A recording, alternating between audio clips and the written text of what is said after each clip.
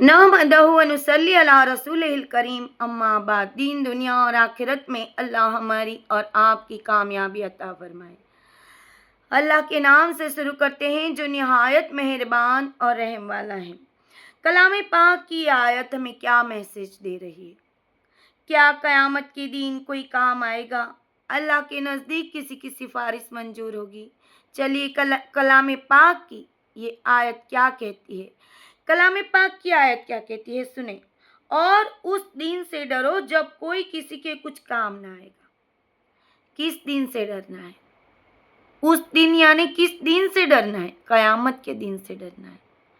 क़यामत के दिन अल्लाह तबारक ताला ने कह दिया कि कोई किसी के काम नहीं आएगा, तो तुम्हें डरना है किससे? क़यामत के दिन अल्लाह से डरना है। उस दिन अल्लाह ने सजा तय रखी है। उस दिन अल्लाह ने जन्नत और दोज़ख का फैसला तय करके रखा हुआ है। और इस आयत से साफ हो जाता है कि क़यामत आने वाली है, क्योंकि कलाम पाक सच्चा है और कलाम पाक सच्चाई को बयान करता है और हम यकीन करते हैं उस पर, हम ईमान वाले हैं। तो भाई अल्लाह तो रहमान है, तो हमें क्यों डरना है अल्लाह से? हमें हमारे अमालों के लिए डरना है। हमारे अमाल जो अच्छे नहीं हैं, जिसको अल्लाह के आगे तौबा करके कबूल करवाने हैं, तो कैसे करवाएंगे? दुनिया में रहकर तौबा कबूल होगी, आखिरत में कोई तौबा कबूल नहीं होगी। तो हमें क्या सबक मिलता है? हमें सच्ची तौबा यहाँ पर करनी है। हदीस सही बुखारी किताब अल अज़ान हदीस नंबर 660 में अबू हुरैरा रज़ियल्लाहु ताला अन्हा से रिवायत है, मेरे आका नबी पाक सल्लल्लाहु अलैहि वसल्लम ने फरमाया, 7 ऐसे लोग होंगे जो जन्नत में जाएंगे। कौन से लोग? जिन्हें अल्लाह उस दिन अपने साए में भी रखेंगे। उनमें से एक वो है जिसने अकेले में अल्लाह को याद किया और उसकी आंखें आंसुओं से नम हो गई। यह आयत से हमें समझ जाना चाहिए कि क़यामत के दिन के लिए हमें अल्लाह के गजब से डरना है और हमें सच्ची तौबा करनी है। और वो भी कैसी? आंसू बहाकर, नकली आंसू नहीं, असली आंसू बहाकर अपनी रूह को पाक करनी है। भौतिक विज्ञान देखो क्या कहता है। भौतिक विज्ञान कहता है कि उष्मा गति के दूसरे नियम के अनुसार ब्रह्मांड की हर चीज एंट्रोपी की ओर बढ़ रही है, जिसका अर्थ है कि समय के साथ हर व्यवस्था विकार और क्षय की ओर जाती है। कुछ भी शाश्वत नहीं है। साइंस ने भी आज ये साबित कर दिया है कि कयामत आने वाली है। 1400 साल पहले जो बात कही वो आज साइंस साबित करता है।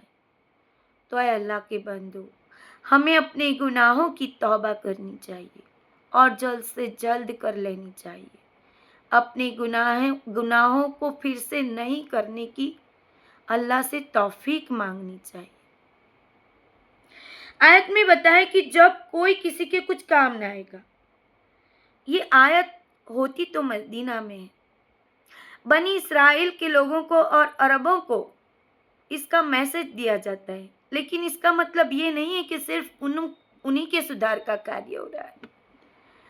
यहाँ पूरी कौम के लिए अल्लाह ने कलाम पाक की आयतें, हिदायत और ईमान हम सबको दिया है। तो यहाँ किसी के काम कोई नहीं आएगा का मतलब है कि कयामत के दिन हर इंसान को अपने सवालों का जवाब देना होगा। हर इंसान उसमें उलझा होगा। हर इंसान अपनी नेकी और बदी के लिए अल्लाह के सामने हिसाब देने के लिए खड़ा होगा। उस वक्त कोई रिश्ता अल्लाह के करीब छोटा या बड़ा नहीं होगा।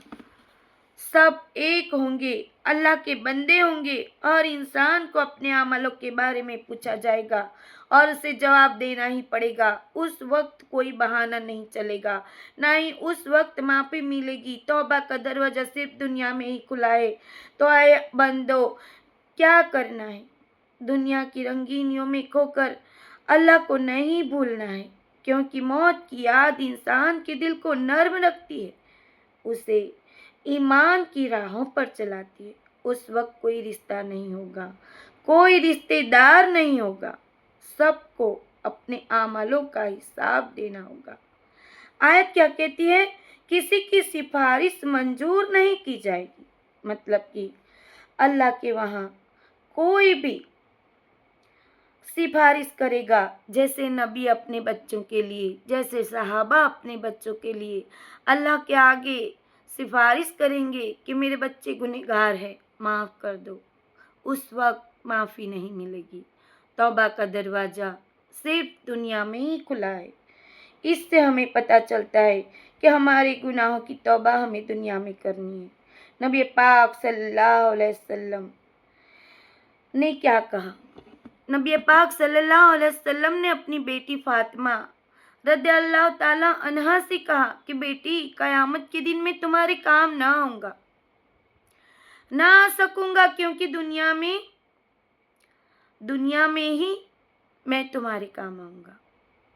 दुनिया में ही तुम्हें मुझसे जो चाहिए वो ले लो। तो हमें क्या करना है? हमें क्या सबक मिलता है? हमें ये सबक मिलता है कि हमारे गुनाहों की तौबा हमें दुनिया में कर लेनी चाहिए। क़यामत का इंतज़ार न करें। क़यामत जल्द से जल्द आने वाली है। दिन जाता है और रात ढलती है, और अगर हमें दोज़ख में डाल दिया गया तो हम क्या करेंगे?